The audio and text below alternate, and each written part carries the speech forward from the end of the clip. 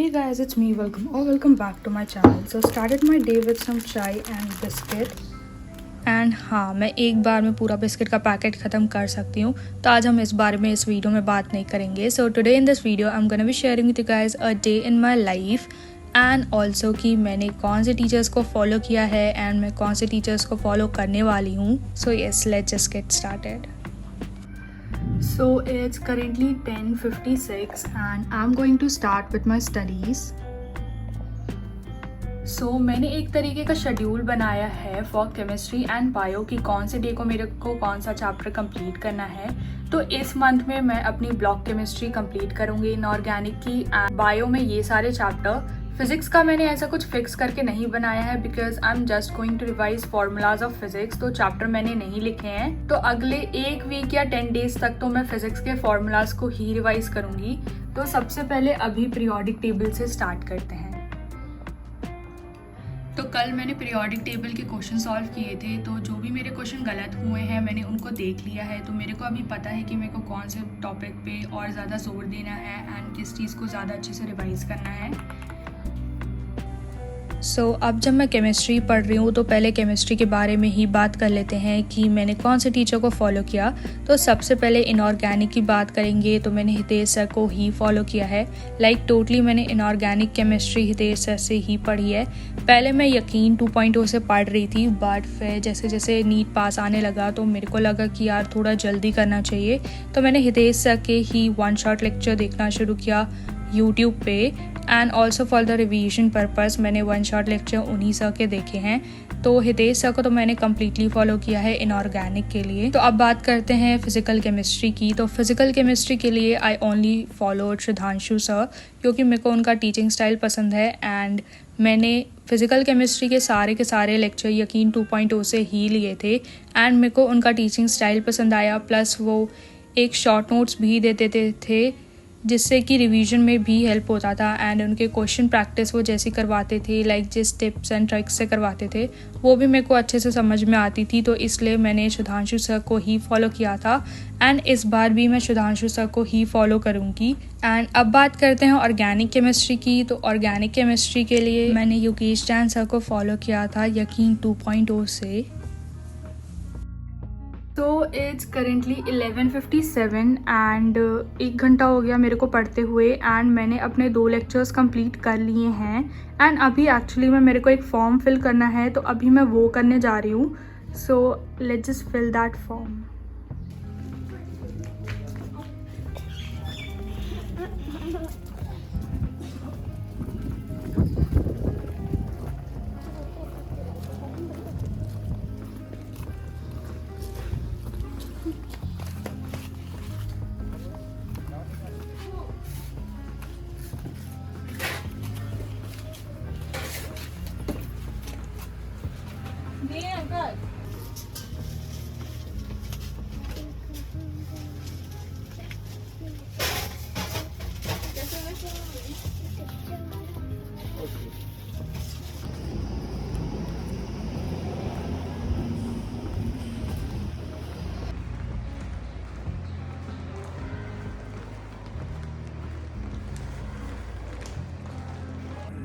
Hey guys, so I had my lunch and उसके बाद I took a nap. Not really a nap, बस थोड़ी देर में late गई थी एंड अभी I am back to studies. तो अभी मैं रीड करने जा रही हूँ NCERT structure organisation and animal की.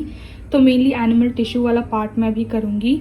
तो कल मैंने ये चैप्टर स्टार्ट किया था, तो मैंने लेक्चर नोट्स आधे देख लिए हैं आधे चैप्टर के एंड बाकी बचे हुए मैं आज देखूंगी. बट मैंने सोचा कि उसको देखने के पहले मैं NCERT रीड कर लेती हूँ क्योंकि ज़्यादा बड़ा नहीं है ये चैप्टर NCERT में. तो फिर चलो अभी इसको स्टार्ट करते हैं. तो बायो के लिए मैंने फॉलो किया था आकांक्षा मैम को फॉर बॉटनी, क्योंकि यकीन 2.0 में आकांक्षा मैम बॉटनी पढ़ा रही थी, तो पहले मैंने उसी से स्टार्ट किया था. एंड जूलॉजी के लिए मेरे को यकीन 2.0 में कोई भी टीचर पसंद नहीं आए थे. वैसे तो मैंने स्टार्ट किया था नुमेश सर से, पर उनका टीचिंग स्टाइल मेरे को इतना ज़्यादा पसंद नहीं आया क्योंकि वो बहुत ज़्यादा धीरे धीरे पढ़ा रहे थे. तो फिर मैंने जूलॉजी के लिए स्विच किया आकांक्षा मैम को ही. तो मैं उनके वन शॉट देखती थी फ्रॉम यूट्यूब, क्योंकि उनके पिछले साल के वन शॉट पढ़े थे, तो मैंने उसी को देखना चालू किया एंड मैंने जूलॉजी भी अपनी आकांक्षा मैम से ही की. एंड फिर बॉटनी के लिए मैंने विपिन सर से भी पढ़ा है एंड वो भी काफ़ी ज़्यादा अच्छा पढ़ाते हैं। तो इस बार तो मैं जूलॉजी के लिए आकांक्षा मैम को फॉलो करूंगी एंड बॉटनी के लिए विपिन सर को। सो टीचर्स के बारे में बात हो गई एंड अभी मैं जा रही हूँ अपना एनिमल टिश्यू के लेक्चर नोट्स को रिवाइज करने एंड क्योंकि मेरा लैपटॉप अभी चार्ज नहीं है तो मैं इसको फ़ोन से ही रिव्यू करूंगी। तो अभी नीट का क्या चल रहा है पता नहीं। तो जब मैं ये वॉइस ओवर रिकॉर्ड कर रही हूँ तो टुडे इज़ 24 जून एंड अब तो CBI इंक्वायरी भी शुरू हो गई है एंड 8 जुलाई को सुप्रीम कोर्ट का वर्डिक्ट भी आ जाएगा कि क्या होने वाला है, रीनीट होगा नहीं होगा क्या पता, पर अभी से हमको पढ़ना तो शुरू कर देना चाहिए। एंड जितनी कंसिस्टेंसी से हमने लास्ट के 2 महीने में पढ़ाई की थी ना नीट के लिए, वैसी कंसिस्टेंसी से हमको पूरे साल पढ़ना होगा, तभी जाके नीट में 655 का स्कोर तो बनेगा एंड तभी जाके हमारा कट ऑफ भी क्लियर होगा। तो अभी से ही क्वेश्चन प्रैक्टिस शुरू कर देनी है क्योंकि नीट में NCERT बेस्ड क्वेश्चन आते हैं तो वही हमको सॉल्व करने हैं एंड इसी वजह से NCERT अभ्यास बैच और भी ज़्यादा ज़रूरी हो जाता है। तो अभी मैं जा रही हूँ क्वेश्चन प्रैक्टिस करने। तो मैंने पेज नंबर 100 से लेके 105 तक के एनिमल टिश्यू की NCERT रीड करी थी एंड अभी मैं उसी के क्वेश्चन सॉल्व करने जा रही हूँ एंड इसके लिए I am using NEET prep essential app के NCERT अभ्यास बैच को। तो जिनको नहीं पता तो NCERT अभ्यास बैच में आपको पेज वाइज फिल्टर मिलता है, तो आप जिस दिन जितने भी पेजेस रीड किए हैं आप सिर्फ उन्हीं के क्वेश्चन सॉल्व कर सकते हो एंड इसमें आपको इवन बुकमार्क का फीचर मिलता है। तो अगर आपको कोई क्वेश्चन ऐसा लगता है कि वो इंपॉर्टेंट है एंड वो एग्जाम में पूछा जा सकता है तो आप उसको बुकमार्क कर सकते हो एंड बाद में जाके सिर्फ उसी को रिव्यू कर सकते हो एंड इसी के साथ साथ क्वेश्चन के नीचे ही उसके ऑडियो एंड वीडियो एक्सप्लेनेशन भी गिवन हो, जिससे कि कहीं पे भी सोल्यूशन के लिए इधर उधर भटकने की जरूरत नहीं पड़ती। एंड एक फीचर जो मेरे को काफ़ी ज़्यादा पसंद है वो है PYQ मार्क्ड NCERT। तो वो NCERT में आपको पहले से PYQ मार्क मिलेंगे, जिससे कि आपको ये पता चलेगा कि कौन से लाइन से कौन से ईयर में क्या क्वेश्चन आया है एंड ये तो मैंने काफ़ी ज़्यादा यूज़ किया है। तो मैं क्या करती हूँ कि इसको खोल के अपने NCERT में डायरेक्टली मार्क कर लेती हूँ, जिससे कि मैं बाद में उसको रिव्यू कर सकूँ। एंड अभी तो you can also purchase ultimate combo, जिसमें कि आपको 8 मॉड्यूल्स मिलते हैं एंड 50 OMR मिलते हैं, जिससे कि आप ऑफलाइन मोड में पेन एंड पेपर मोड में क्वेश्चन सॉल्व कर सको, क्योंकि नीट का पेपर ऑफलाइन होता है एंड हमको आदत तो पड़नी चाहिए OMR फिल करने की एंड ऑफलाइन क्वेश्चन प्रैक्टिस करने की। तो उसके लिए तो ये काफ़ी ज़्यादा यूजफुल रहता है एंड अभी एक ऑफर चल रहा है। तो जो फर्स्ट 1000 स्टूडेंट नीचे दिए हुए लिंक से अभ्यास बैच को परचेज करेंगे उनको AR power up course absolutely free मिलेगा। तो ये AR पावर अप कोर्स है क्या? तो इसमें आपको statement based, match the following, assertion, reason and graph based question मिलेंगे, क्योंकि नीट में आजकल यही पूछता है एंड बायो तो पूरी की पूरी इसी से भरी रहती है, या तो स्टेटमेंट बेस्ड से या तो मैचिंग से। तो हमको इस तरीके के क्वेश्चन सॉल्व तो करने ही चाहिए। तो इसका लिंक मैं डिस्क्रिप्शन में दे दूंगी, so do check it out. So अभी टाइम हो रहा लगभग 8:11 एंड अभी मैं करने जा रही हूँ फिज़िक्स एंड फिज़िक्स में I am going to revise the chapter current electricity. वैसे तो मैंने सोचा था कि इसको मैं सिर्फ फार्मूला नोट से रिवाइज़ करूँगी, बट फिर मैंने सोचा कि इसके कुछ क्वेश्चन भी साथ में कर लेंगे, तो मैं उत्थान सीरीज़ अभी देखूँगी। तो मैंने इस चैप्टर के फार्मूला नोट्स भी खोल के रखे हैं, तो साथ के साथ मैं इसको भी रिव्यू करती रहूँगी। तो चलो अभी इसको स्टार्ट करते हैं।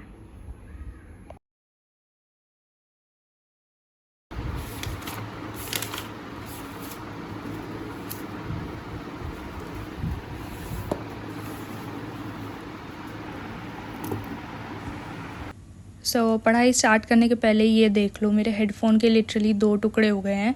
मतलब 2 टुकड़े अभी तक तो नहीं हुए थे, जब मैंने ये वीडियो बनाई थी तो मैंने उसको टेप से ही चिपका दिया था, बट उसके बाद ये टेप हट गई थी एंड मेरे हेडफोन के लिटरली 2 टुकड़े हो गए थे एंड फिर मैंने उसको हॉट ग्लू गन से चिपकाया है एंड अब मैंने नया हेडफोन फाइनली ऑर्डर कर दिया है, क्योंकि ये वाला अब बिल्कुल भी काम नहीं आने वाला है, तो वो कल या परसों में आ जाएगा। सो एक नया हेडफोन का खर्चा बढ़ गया इसके वजह से।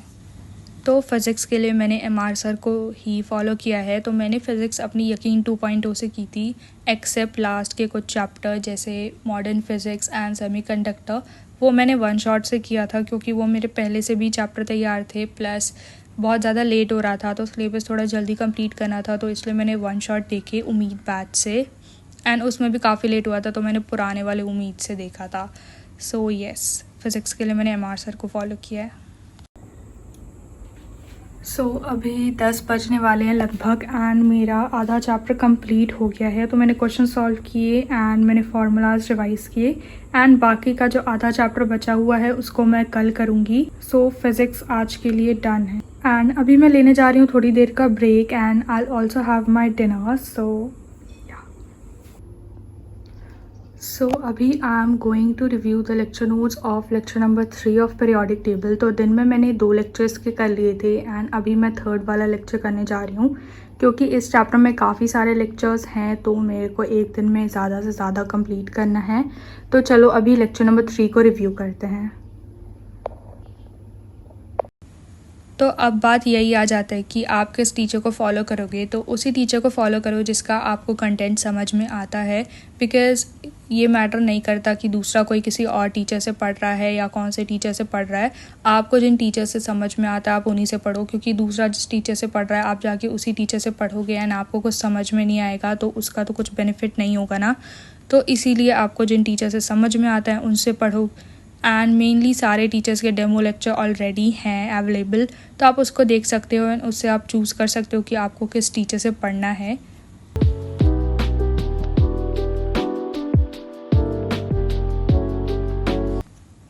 तो यहाँ पे मेरा अगला लेक्चर भी कंप्लीट हो गया है and now I am going to take break and have my dinner. So it's already past 12 and मैं अभी ये चैप्टर पढ़ रही थी ये बुक में से, sexual reproduction in flowering plants. तो मैंने थोड़ा सा पढ़ा है एंड अभी 12-12:30 बज रहे हैं लगभग रात के. तो अभी मेरे को नींद आ रही है एंड मैं जा रही हूँ सोने. तो ये देखो, ये बेड पे जब मैं बैठ के पढ़ती हूँ तो ये मेरा टेबल है. ये दोनों स्टेशनरी पाल के बॉक्सेस इसी यहीं पे रखे हुए थे. तो एक दिन मैं ऐसे ही बेड पे बैठ के पढ़ रही थी एंड फिर मैंने अपना लैपटॉप इस पर रखा था एंड तब से इसको मैं टेबल की तरह यूज़ कर रही हूँ एंड ये यहीं पे पड़ा हुआ है. मेरे रूम का हालत बहुत ज़्यादा ख़राब है, दिखाने लायक तो बिल्कुल भी नहीं है. सो चलो अब इसको रख देते हैं एंड जाते हैं सोने.